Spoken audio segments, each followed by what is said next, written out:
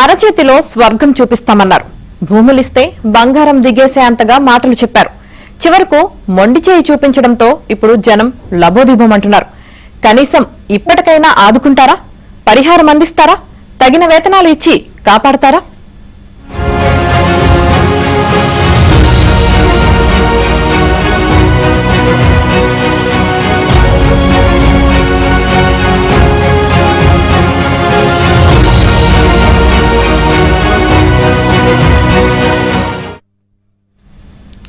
ఒక పరిశ్రమ స్థాపిస్తే ఆ పరిశ్రమ వల్ల ఆ ప్రాంత ప్రజలు అన్ని విధాలా బాగుపడతారని సంతోషిస్తారు. అయితే కడప జిల్లాలో మాజీ సీఎం జగన్ రెడ్డికి చెందిన భారతీ సిమెంట్ పరిశ్రమ అందుకు పూర్తిగా భిన్నంగా ఉంది. ఈ పరిశ్రమకు భూములు ఇచ్చి తప్పు చేశామని, అన్ని విధాలా తీవ్రంగా నష్టపోయామని, భారతీ సిమెంట్ యాజమాన్యం తమ బతుకులను రోడ్డున పడేసిందని జనం ఆవేదన చెందుతున్నారు. జగన్ కంపెనీ అరాచకాలపై ఏబిఎన్ ఫోకస్.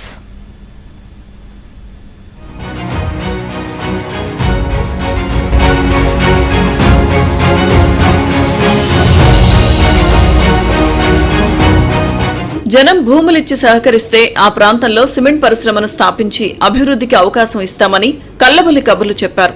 భూమి విలువను బట్టి పరిహారం అందిస్తామన్నారు. భూములిచ్చిన ప్రతి కుటుంబంలో ఒకరికి పర్మనెంట్ ఉద్యోగం కల్పిస్తామన్నారు. కట్ చేసి చూస్తే భారతీ సిమెంట్ యాజమాన్యం అందుకు భిన్నంగా వ్యవహరిస్తోంది. పరిశ్రమతో తాము అన్ని విధాలుగా నష్టపోతున్నామని, బతుకు బస్టాండ్ అయిందని జనం వాపోతున్నారు. భూములు తీసుకుని తమ బతుకులను రోడ్డున పడేశారని ఆవేదన వ్యక్తం చేస్తున్నారు.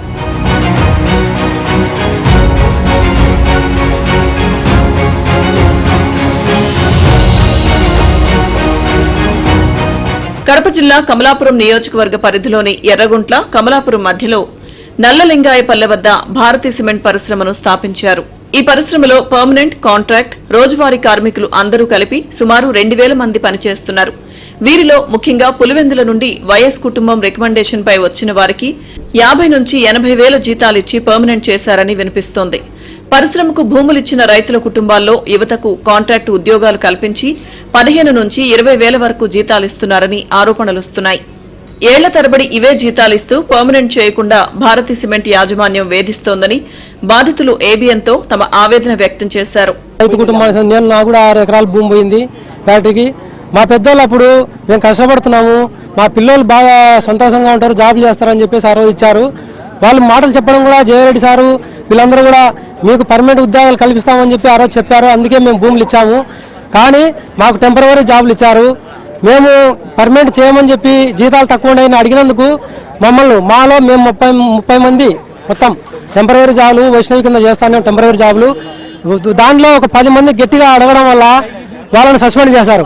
మిగతా 20 మందిని వాళ్ళకు ఎందుకు సస్పెండ్ చేశారు? 10 మందిని కారణం చెప్పండి. ఊరికొరకనే ఎందుకు సస్పెండ్ చేశారంటే మా మిగతా వాళ్ళని కూడా 20 మందిని పక్కన పెట్టారు. మొత్తం 30 మందిని రోడ్డునే ఉన్నాం.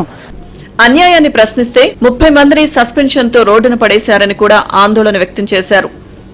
న్యాయం కోసం బాధితులు తమ నిరసన దీక్షను కొనసాగిస్తున్నారు. తమను సస్పెండ్ చేసి 6 నెలలు గడిచిందని, తమ కుటుంబాలు తిండికి కూడా లేక పూట గడవడం లేదని బాధితులు చెబుతున్నారు.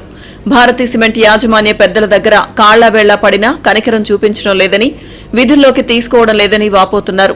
సాధారణ రైతు కుటుంబాల్లో పుట్టిన తాము కాంట్రాక్టు ఉద్యోగాలు చేసుకుంటున్నామని, పర్మనెంట్ చేయాలని కోరితే అసత్య ప్రచారాలు, మార్ఫింగ్ ఫోటోలతో జనాన్ని తప్పుదోవ పట్టిస్తున్నారని చెప్పారు. జగన్ సొంత మీడియాను అడ్డుపెట్టుకుని తమపై దుష్ప్రచారాలు కూడా సాగిస్తున్నారని అన్నారు. గ్రామాల్లో వైసీపీకి చెందిన వారికి భారీగా డబ్బులు ఇచ్చి తమపైకి దౌర్జన్యానికి పంపిస్తారని, ఊళ్లలో కలిసిమెలిసి ఉన్న ప్రజల మధ్య భారతీ సిమెంట్ పరిశ్రమ యాజమాన్యం చిచ్చుపెట్టి గొడవలు సృష్టిస్తోందని వాపోయారు. సస్పెండ్ చేయడము, ఇలా తెలుగుదేశం పార్టీ రైతు మూకలు, రౌడీ మూకలు ఇలా నానాక యాగనం చేస్తున్నారు. ఈవెన్ తో ఫ్యాక్టరీలోకి వెళ్ళి మేము డంపర్ లెక్క ఆపండి అని దండాలు పెట్టుకుని తిరుగుతుంటే వీళ్ళు ఏం చేస్తున్నారంటే రెచ్చగొట్టి ఒక 60-70 మంది ఎంప్లాయీస్ని తీసుకొచ్చి నిలబెడుతున్నారండి. ఎంప్లాయీస్ వచ్చేసి మమ్మల్ని ఆపడానికి ఎందుకు వస్తున్నారండి? మేమేమైనా తప్పు చేస్తున్నామా? అక్కడ ఏమన్నా పగలు కొడుతున్నామా డంపర్లను? ఏమన్నా లేదు కదా. సో శాంతియుతంగా అడుక్కుంటున్న వాళ్ళని కూడా వచ్చేసి మేము కొడతాము, తిడతాము అనేసి 60-70 మంది వచ్చి నిలబడుకుంటున్నారు. కాబట్టి మీకు ఆ ఫుటేజ్ కూడా మేము చూపెడతాం. సో మేమేమన్నా అంటే మేము డంపర్లు ఆపింది మమ్మల్ని రెచ్చగొట్టిన తర్వాత మేము ఆపితేనే వస్తున్నారు తప్పితే వాళ్ళు ఎంతమంది వచ్చి మా మీదకి యుద్ధానికి రెడీ ఉంటున్నారో చూపెట్టలేదు. వాళ్ళు సాక్షి వాళ్ళు కానీ ఇంకొకరు కానీ ఏమనంటే ఇది మైనింగ్ ఏరియా అది ఇదని మాట్లాడుతున్నారు. 6 నెలల నుండి అండి చర్చలు జరుగుతున్నాయి. 2 సంవత్సరాలు టీడీపీ గవర్నమెంట్ వచ్చిన తర్వాత నుంచి చర్చలు చేస్తున్నారు. ఈ రోజు రేపు అంటున్నారు. 3 నెలలు అన్నారు. 3 నెలలు కాస్త 6 నెలలు, సంవత్సరం అయిపోతుంది. ఇంక్రిమెంట్లు ఉండట్లేదు.